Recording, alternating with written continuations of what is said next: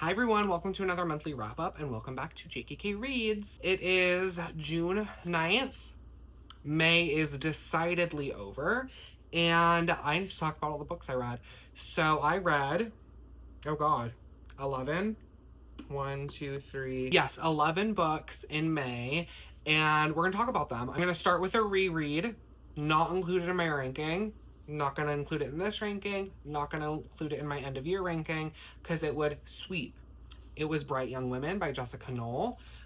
This was the book club that I'm in. It was my pick, not my pick, it was a pick for the book club. My friend Atlas, they know that I love this book. They were interested in reading it. And so it was a good decision. Led to some great conversation because this book just says so many incredible things worth talking about. It is a fictionalized version of the Ted Bundy case that sort of recenters that whole case to be from the perspective of the victims of the case, because this is one of the major conversations in the book. But in the wake of the tragedy that came with Ted Bundy's rampage across the country, so much of the story has been centered on him and how much of a mastermind he was and how charming he was and how this and that he was and how brave law enforcement was somehow for letting him fucking escape like 2 or 3 times, and how they were finally able to catch this mastermind when the real actual story is that he is a fucking loser and cops are fucking useless. And so that's the conversation that this book has through the lens of the women who were terrorized by him. And it's just fantastic. I talk about this book extensively in my 2024 wrap-up, which I'll link down below, so I don't need to talk about it anymore here. But it's fantastic. And in the spirit of it being a book club pick, I wanted to give a shout out to one of our book club members, Jen. You may remember in my March wrap up, I talked about Midnight in the Garden of Good and Evil, which was I think it was my March wrap up. I think it was our book club selection in March, and Jen chose that book. How our book club works is each member of the book club is assigned a month, and they choose the book that we read that month, and they put on the meeting for that month. And so she hosted a really fun meeting in which, so that book is sort of a narrative nonfiction about a very high profile murder that happened in Savannah, Georgia.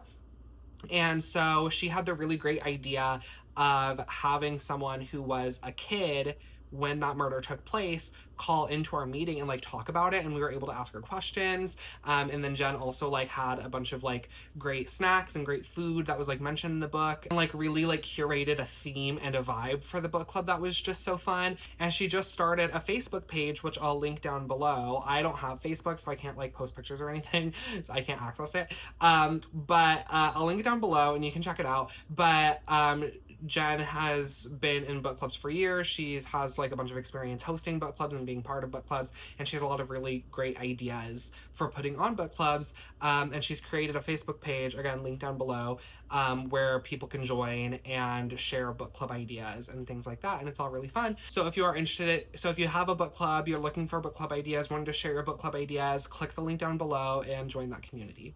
But like I said, I'm not including this one in my ranking. It's an easy 5-star. It's always going to be 5 stars. It's one of my favorite books of all time. Not including it because it would just sweep all categories. So we're going to put this one to the side as an honorable mention. And then the 10 books that I'm going to rank, we will get started on those. Okay, so disclaimer from the start. No 5 stars this month. Some really, really strong over 4 stars. And in fact, most of the books that I read this month are in the 4-star range. But then we also had 2 1-stars.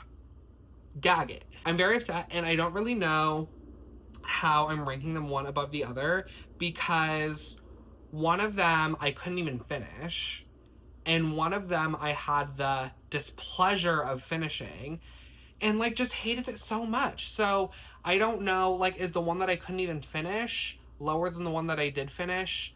But like, the one that I did finish, I hated more than the one that I couldn't finish. Like, I don't know how to rank them. So this is subject to change. Who knows how I'll feel by the end of the year. But for now, I'm putting The Long Walk by Stephen King as my least favorite book I read this month. Even though that's the one that I did finish, by the time this is coming out, I'll have posted my Drag Race All Stars 10 Runways Choose My TBR, whatever I'm calling that series, which I'll also link down below.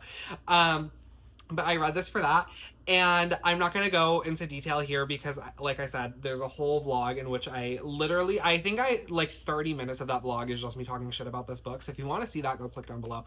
But yeah, it's like terrible. The only reason I didn't DNF that is because I was reading it for that video. And I don't know, maybe I would have finished it because the premise of it is intriguing. It's about like this near future alternate America dystopia, where every year there's a televised competition called the Long Walk where 100 young men sign up and they sign up. There's a whole reason why that pisses me off. Go look down below if you want to find out why. But they sign up to be a part of the Long Walk, in which they have to just keep walking, and if they stop walking, they are shot and killed, and the last person walking wins and gets a cash prize, and their lives change and whatever. So that's what it's about, which is a very interesting premise. So maybe I would have finished it if I wasn't reading it for the vlog, but like, I don't know. I don't know that I would have, because it was literally so awful and pissed me off at so many points. And if you want to know what exactly those points were, go watch the video. I'm moving on. Next, at number 9, maybe, The Coin by Yasmin Zaher. I don't get it. I don't get the hype, you guys. I don't get it. Like, there are certain people on BookTube swearing that this is God's gift to literature and calling it 5 stars, and I just don't get it. Here's the thing. This was also one of our book club picks. This was our book club pick for April, but we didn't hold the meeting until like mid-May, so I didn't actually read it until like the beginning of May. And Angel picked this book, last time it was his choice, he picked Bunny, and I hated both of these books, so he's 0 for 2, unfortunately. With me, anyway. The rest of our book club did not hate Bunny the way that I did, but we all did hate this, unfortunately. Yeah, it's just, like, pointless. I can't even give a synopsis about what this is about because it's literally about nothing. Like, it's a woman living in New York. She's a teacher and she's rich because her parents died and left an inheritance.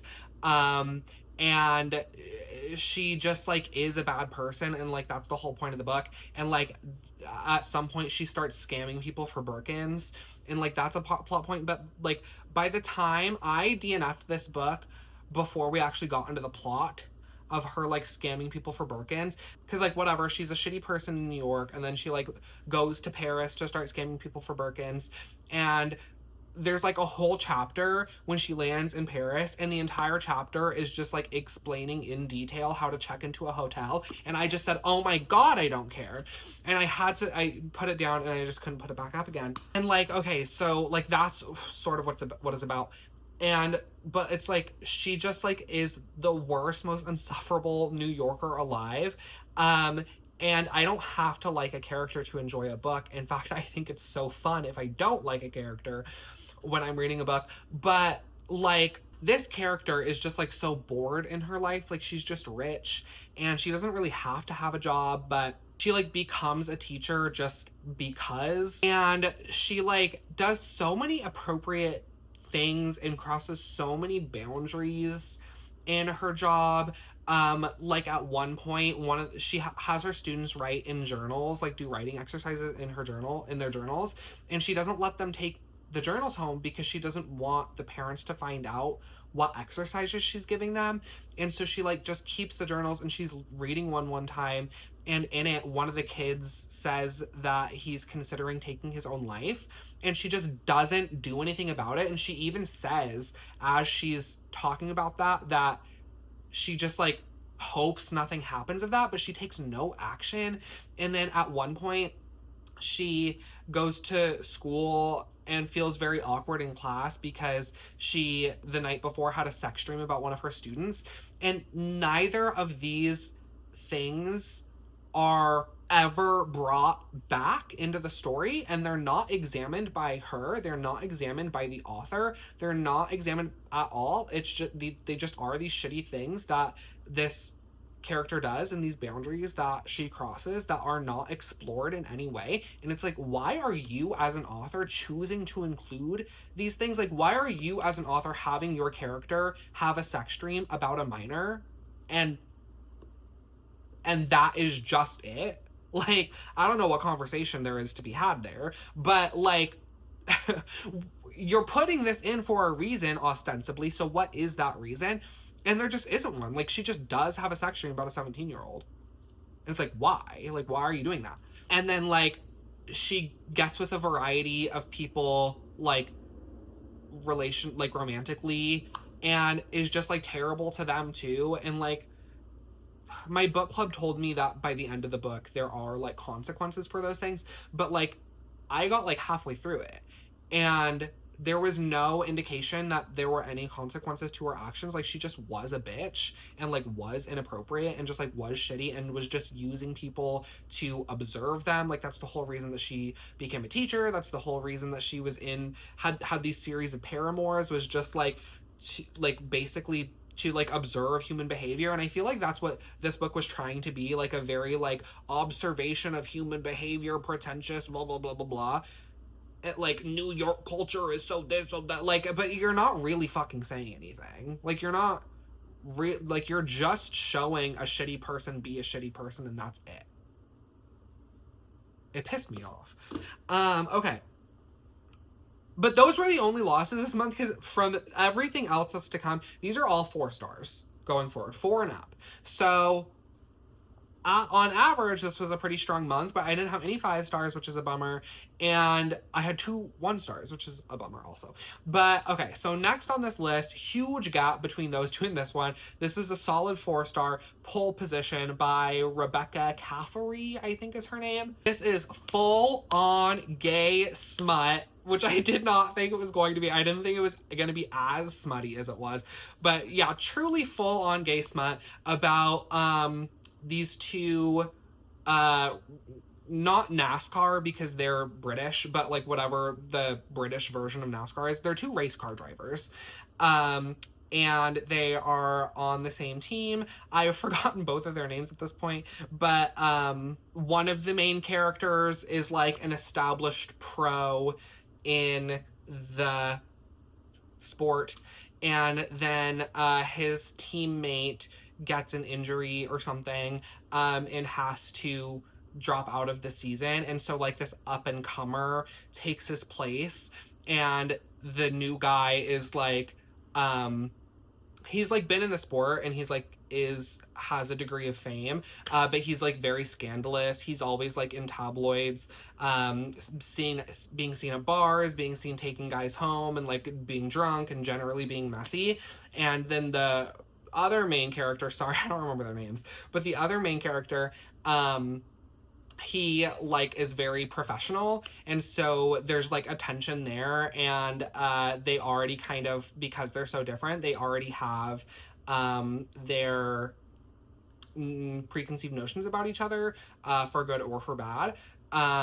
But, like, the new guy, like, looks up to, like, the established guy, so, like, he has a positive view of him, but then, like, the established guy is, like, more professional, and so, like, kind of looks down on the new guy for, like, not being very professional. So, like, there's, like, an enemies tension going on, and then, so it's, like, enemies to colleagues to lovers situation, which is a fun dynamic. But then there's also, one of the tropes is forced proximity, so at one point they end up having to share a, like, house together, basically, when they're, like, on tour.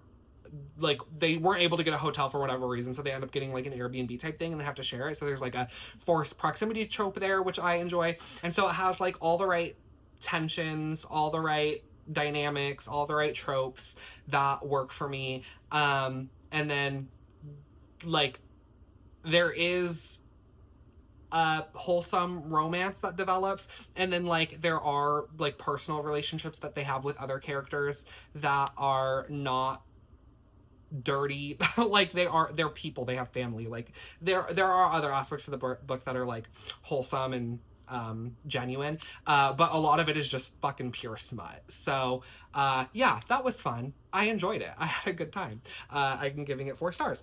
Okay, next is Dark Air by C.S. Packet, I think is that author's name. This is the sequel to Dark Rise, which I read in April, and I'm just enjoying the series so much. I can't really review this one too much because it's a sequel, so I don't want to spoil. I guess I can give like a general synopsis of like what the series is about.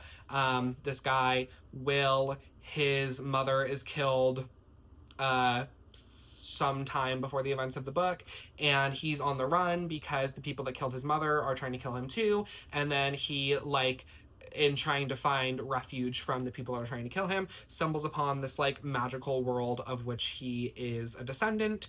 And things happen from there. Things are discovered. People discover things about themselves. Things are learned, and then more things are learned that are at odds with what they thought they learned before. I don't know. I'm like trying not to spoil it, but yeah, it's just so fun and so twisty, and there's like romances and friendships, and it's like a very good fantasy. I'm more of a fan of like magical realism, like on the fantasy spectrum. I prefer like low fantasy, and this is pretty high fantasy, to the point where before I read the sequel, Dark Rise, I reread Dark Air because there was just so, or no, sorry. Before I read Dark Air, I had to reread Dark Rise. So I read it twice, literally back to back, because there were just so many things, like in high fantasy, like there's just such a web that all comes together and you have to like figure out. So I reread it like literally right after I read it the first time because I wanted to pick up on everything before I read this. And then when the third book comes out, which I think is coming out sometime this year, I'm going to reread probably this entire series because there's just so much. But she really does do a good job of bringing all the elements together. And I enjoy it. So this was also a 4. Okay, continuing the fantasy vibes, I read the Hunger Games trilogy. Imagine Mockingjay being right here. I don't own it. But when I was a teenager, I read the Hunger Games, of course, and then I got halfway through Catching Fire and then just never finished it, and then just never read it. So this was sort of a reread, it was half a reread and then half my first time. Because I never even got to Mockingjay. And I enjoy it. Like, yes, Hunger Games series deserves everything that it has. It's an incredible story. Suzanne Collins is so good with character. Like, she does such a good job of developing these characters in these like horrible circumstances. If you don't know, somehow this is like YA dystopia about like post-apocalyptic and rebuilt America, and annually there's these games called the Hunger Games in which 24 children from across the country are chosen to compete in a death game, and they have to fight to the death. So yeah, I mean, there's movies and all that. So it's a fantastic series, fantastic IP. She is so good at dropping these characters into this horrible world and developing them based on, you know, the terrible things that happen to them. Obviously, what draws you into it is the premise, like the death game premise, but then like it hooks you with like the character development. Okay, at this point I'm just saying the same thing. Like, we know what Hunger Games is, right? If we're watching BookTube, we know about Hunger Games and we know that it's fantastic. Okay, so I can stop. Great. Okay, so next, I included all of those together. Sorry. They're all 4 stars. I gave them all 4 stars. I'm not ranking any above the other. Like, I don't know. They're all fantastic. Like, I probably do, okay, if I was going to order them, I'd probably go Mockingjay, Catching Fire, Hunger Games, because the way the characters develop throughout the book make me like each successive book more than the last, because again, the character development is just so strong. So I'd probably order it that way. But I mean, let's see. What did we even have? We had The Long Walk, The Coin, 10, 9, Pole Position, Dark Air is 7. So all of these are like 6, 5, 4. Right? Yeah. Yes, 6, 5, 4. Okay, let's move on. Okay, number 3, I put Something in the Water by Catherine Steadman. This is about a couple who, one of them is a documentary filmmaker and her husband is in finance, and they are planning to get married and they want to start a family. And then her husband loses his job unexpectedly. But because they are going to be getting married soon, they've already planned everything, including their honeymoon. So, despite that stress, they follow through with their wedding and go on their honeymoon to somewhere in the Caribbean. I don't remember which island. But they go on their honeymoon and they're on a solo boating trip, just the two of them, and they find something in the water. And I'm not going to say what it is because the hook of the book is that you don't know. But upon finding that thing, so many choices have to be made between this couple who are in incredibly stressful circumstances in their at home lives, and they they have to figure out how their lives have now changed on this honeymoon vacation is going to negotiate itself into their personal life. And it was just so good. Like, despite me giving nothing away, it was just so good. Catherine Steadman, I think, did some very good research about finance. The way I'm going to describe this book is going to make it sound so boring. She did such a good job researching finance and banking and selling collectible things to rich people. It's a good book, I promise. And then the way that it ends is really, it's a lot. It's a lot.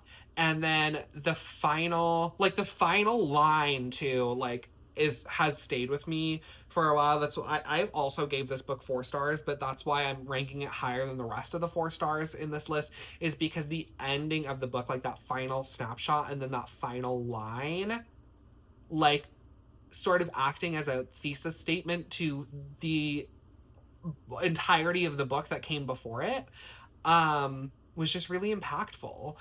Like, not like emotional or moving, but like it was just a really strong ending. And because the main character, again, I don't remember these people's names either, sorry, but the main character, she's a documentary filmmaker, and it seemingly has nothing to do with the way in which their lives change based on their honeymoon. Like, it seems like such a strange choice for the author to make this character's job documentary filmmaking, but then by the end it becomes so clear why that was the choice, and like it plays so well into the theme of the book that is stated in that final line. And I just thought it was so good. It's so good.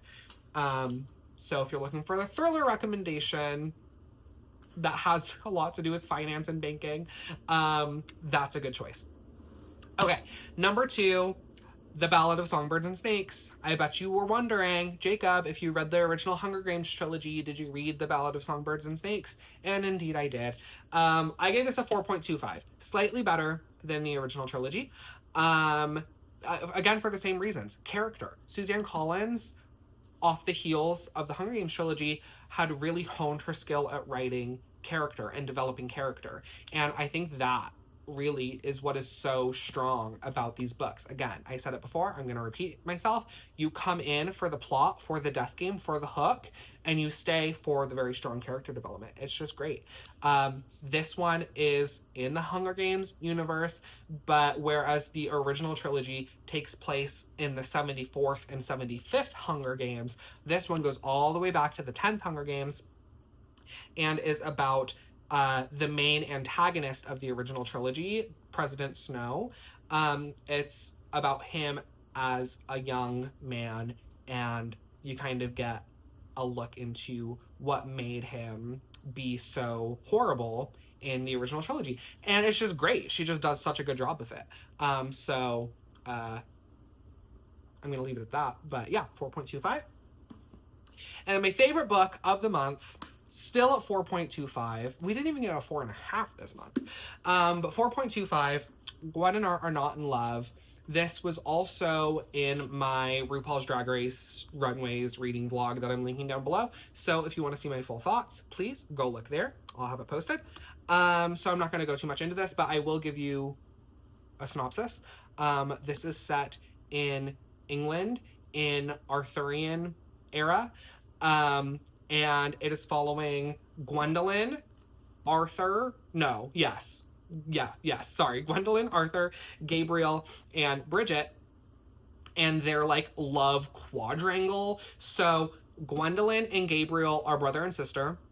Gwendolyn and Arthur are they're betrothed to each other. They're promised to be wed, have been since Gwendolyn was born and Arthur was 2. So for their entire lives, they've known we are meant to marry each other. The problem with that is that they hate each other. And what's more, Arthur has feelings for Gwendolyn's brother Gabriel, and Gwendolyn has feelings for Knight of the Realm, I guess, Bridget.